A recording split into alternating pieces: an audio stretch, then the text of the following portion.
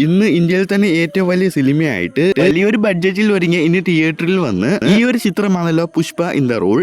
സുകുമാർ സംവിധാനം ചെയ്ത അല്ലു അർജുൻ നായകനായെത്തുന്ന ഏറ്റവും പുതിയ പാൻ ഇന്ത്യ മൂവിയാണ് ഈ ഒരു പുഷ്പ ഇൻ ദ റൂൾ. ഈ ഒരു സിനിമയ്ക്ക് നമ്മുടെ കേരളത്തെ സിനിമാ പ്രേമികൾക്ക് പിന്നെ മലയാളം ഓഡിയൻസിൽ നിന്നും കൂടുതൽ നെഗറ്റീവ് ആണല്ലോ അഭിപ്രായങ്ങളാണല്ലോ കൂടുതൽ നേടിയെടുക്കാൻ കഴിഞ്ഞത്. എന്നാൽ ഇപ്പോ ഈ ഒരു അല്ലു അർജുന്റെ ഈ ഒരു ചിത്രം ആദ്യ ദിവസം കളക്ഷൻ അതൊന്നും ബാധിച്ചിട്ടില്ല.